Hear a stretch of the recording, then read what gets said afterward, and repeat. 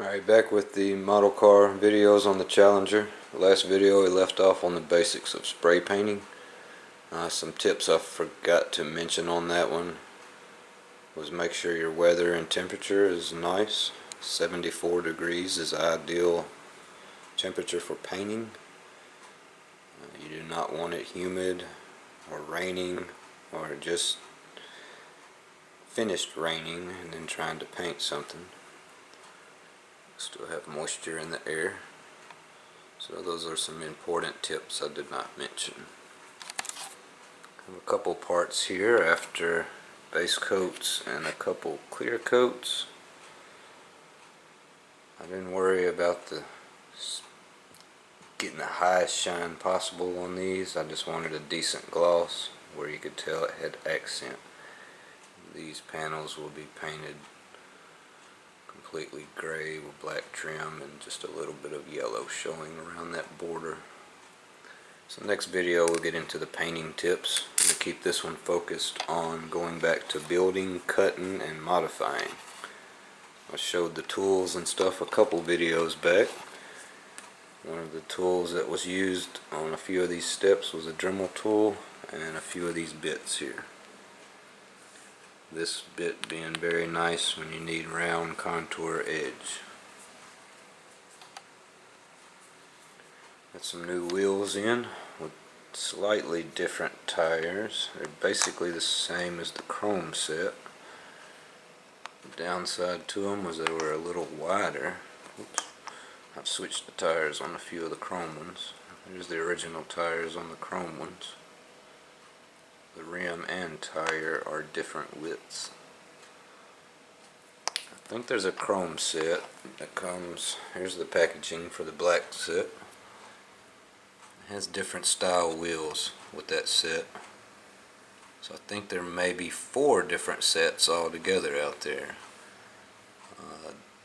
A pack with 6 styles chrome, another pack matching that's black, and then the same thing for the other set that's skinnier. I'm not sure about that. So far the black set's wider, the chrome set's skinnier. And all wheels were different, so there's a total of 12 different style rims within those 2 sets. Wow, if that made sense. Alright, let's set the camera down, we'll get on to the parts that I've modified. And some I have together here. Let's see the engines mocked up and glued together, painted. I'm unsure about the plumbing for it, like the spark plug wires. Most of them have a small wire from here to here with different valve covers that I do have. I went ahead and glued these on. They may pop off easy. They have little studs. I may make them interchangeable. I'll have to study the Viper motor a little bit more. I've been looking at a lot of videos and still photographs. Doesn't even have a distributor. So I have to look all that up.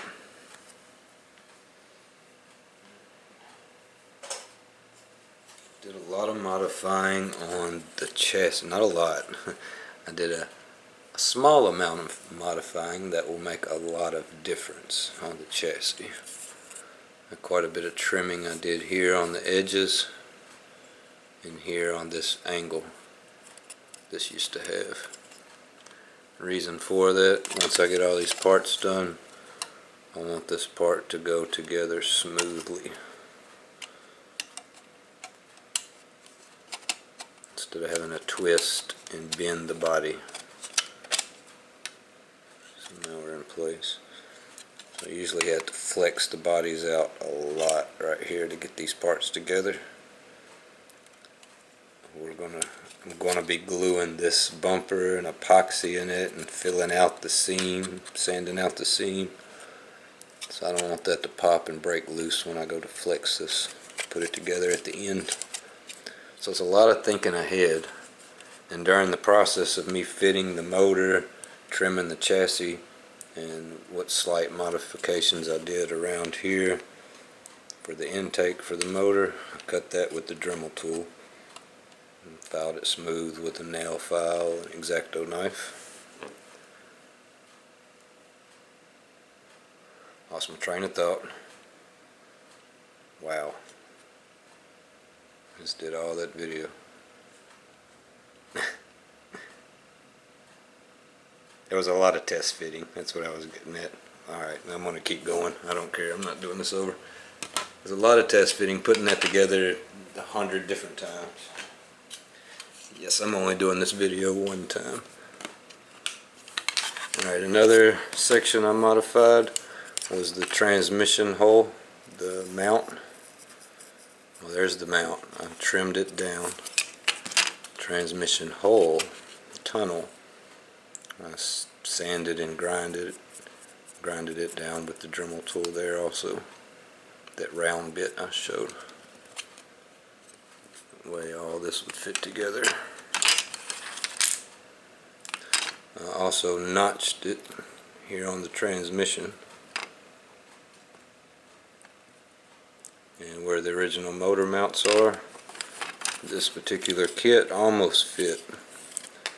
I had to shave down these inside edges just a millimeter or two, not much at all, or centimeter to millimeter, very little bit.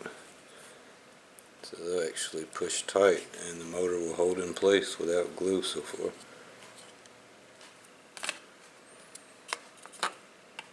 And this piece I did, besides I also cut and trimmed here with the Dremel tool, same as that piece,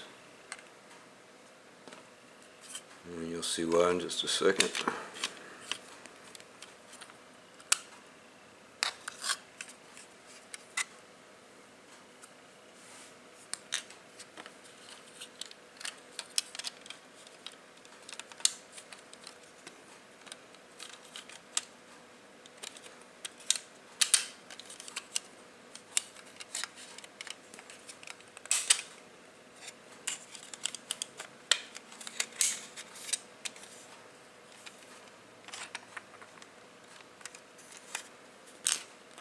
Where's the intake? The air intake.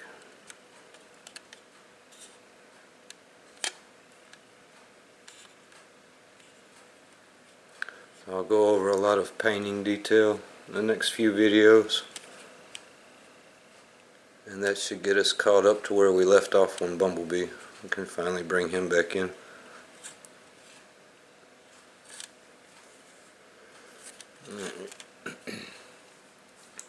Next steps after I finish the engine bay, we'll be coming up with the suspension. Maybe one more video on that. I've also got the rims cut out, trimmed thinner, and inserts removed. And I have some resin cast rims on the way. We'll see how close they are to fitting. Hopefully we won't have to modify those too drastically to fit. I set these wheels up on a little vise, cut them with a cutting wheel, and laid them flat on sandpaper, which I still have to go over on a couple of them. It's not perfect yet. And I have the outside rim, it's still good. It's chipped off a little bit on the inside, but once I put the insert in and possibly paint the back, none of that should show. These tires I want to take down and dull out, whether I have to do it with sandpaper or soaking them in something that'll soften them up, or even painting them flat black, sanding that edge where it's rounded off. So I'll do a lot of work on each little part and do the best I can before I actually put everything together.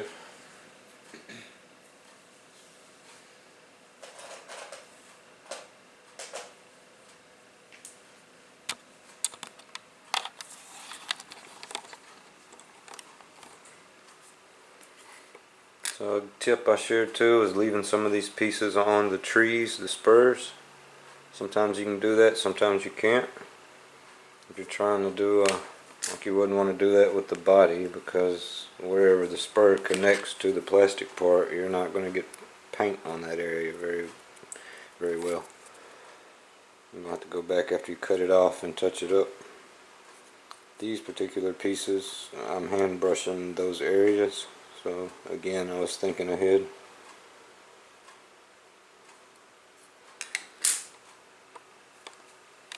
I use these containers for a couple of things. After we get done painting, I can store some parts in here, so keep them away from the dust.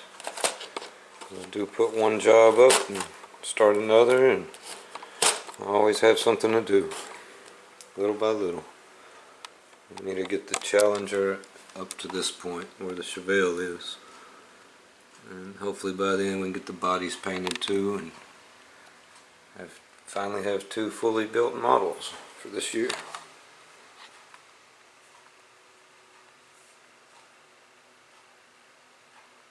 I'll go over gluing some parts. I don't know if it'll be the very next video. I'll try to jump to the hand brushing and using these paints. Sanding, yeah, I'll have to go over some gluing. So I picked up some crazy glue this time. Super glue. Well, I mentioned that one tip, don't get the gel stuff. It never seems to dry right. It may be an option for glass windows or something, I don't know. I've looked up the CA glue. It looks like it's some pretty good glue to use if you want to invest in some good model supplies. Which I may buy a few bottles and see how they do. Especially when it comes to some of the parts like the glass.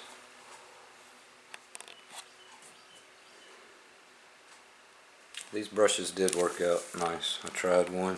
I think I got these from Hobby Lobby. So there's a lot of nice fine detail brushes, and I go through those a lot. Usually I buy one at a time for $3 or $4 a piece. So $6. I got a bunch of small pointed brushes. I'll use one up and then go to the next one, which should last a while. Let me end the video there. I need to eat some dinner and chill for the night.